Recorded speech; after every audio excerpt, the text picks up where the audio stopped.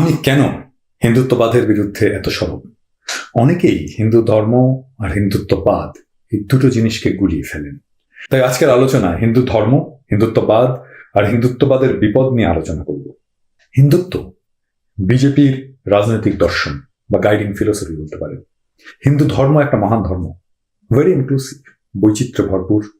এই ধর্ম বলে সব ধর্মই নদীর মতো, যা সব বিশ্বাসী মনকে নদীর মতো বয়ে নিয়ে সেই সৃষ্টিকর্তার অসীম মহাসাগরে ফেলে।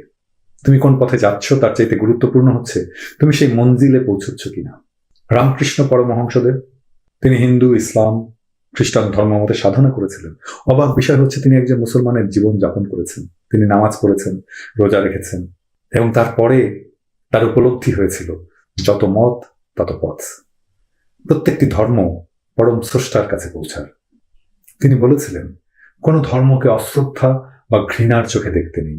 এটা হিন্দু ধর্ম, যেখানে রামকৃষ্ণ জন্মায়, বিবেকানন্দ জন্মায়, শ্রী চৈতন্য জন্মায়, আর হিন্দুত্বে জন্মায় কসাই মোদী, মোহন ভগত, নাথুরাম গডসে। হিন্দু ধর্ম বলে যত মত তত পথ, আর হিন্দুত্ব বলে না। সে বলে যত মত তত পথ নয়, সে বলে না, আমার ধর্মটাই শ্রেষ্ঠ, আমার জীবন ব্যবস্থায় শ্রেষ্ঠ। এটা মনে করাতে কোনো আপত্তি থাকতো না। আমার বাবাকে আমার শ্রেষ্ঠ বাঙালি বলে মনে হতেই পারে, এটাতে কারো কোনো আপত্তি থাকবে না, এটাতে কারো কোনো আপত্তি থাকার কথা নয়, সেটা যদি একান্ত আমার নিজের ভালো লাগার বিষয় হয়েই থাকে। কিন্তু শ্রেষ্ঠত্বের ধারণা শুধু ধারণা হয়ে বিরাজ করে তৃপ্ত হয় না। শ্রেষ্ঠত্বের ধারণা সবসময় প্রতিষ্ঠা চায়।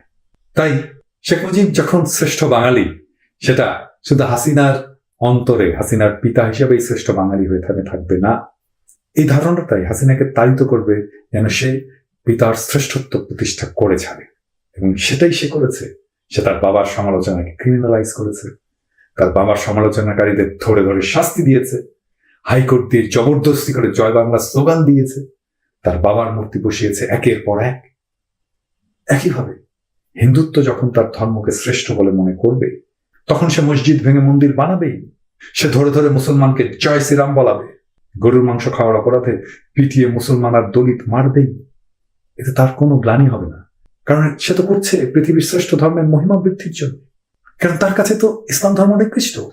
তো সে নিকৃষ্ট ধর্মের অনুসারী একজনকে সে তার ধর্মের শ্রেষ্ঠ ধর্মের একটা বয়ান তার মুখ দিয়ে বলাচ্ছে, সে তো তার ভালোই করছে। বুঝলেন তো শ্রেষ্ঠত্বের ধারণা কেন সমস্যা? এই শ্রেষ্ঠত্বের ধারণায় জন্ম দিয়েছিল হিটলারের।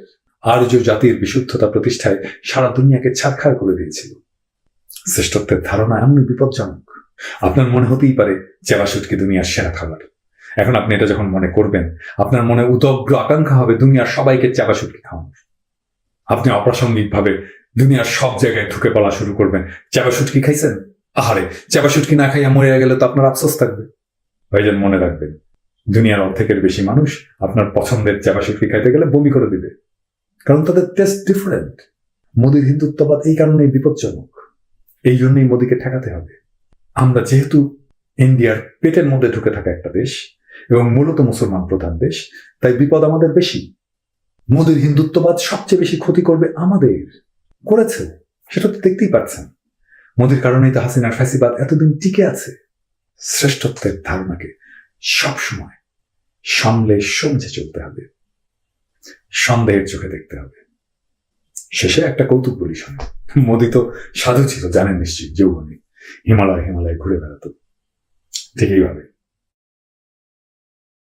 তো একদিন সে লোকালয়ে আসছে, রাত হয়েছে, গেরস্তের বাসায় গিয়ে আশ্রয় চেয়েছে। তো গেরস্ত বলে, সাধু, আমার বাসায় তো ঘর একটাই, আমার ঘরে থাকতে দিতে পারছি না, তবে আমার গোয়াল ঘর আছে, চাইলে ওখানে থাকতে পারেন, আমি পরিষ্কার করে দিচ্ছি। কিন্তু সমস্যা হচ্ছে আমার গোয়াল ঘরে শুধু পাঠা আছে, বোঝেনি তো, ওদের গায়ে খুব দুর্গন্ধ হয়। মোদী বলে, কই বাত নেই, আমি গোমাতার সন্তান, পাঠার সাথে থাকতে অসুবিধা হবে কেন? তো মোদী গোয়াল ঘরে ঘুমাতে গেল। তো সকালে গেরস্ত উঠে দেখে মোদী আরামে ঘুমাচ্ছে, কিন্তু গোয়াল ঘর ফাঁকা। সব পাঠা মোদীর দুর্গন্ধে দড়ি দড়ি ছিঁড়ে পালাইছে। হিন্দুত্বের দুর্গন্ধ এতই তীব্র।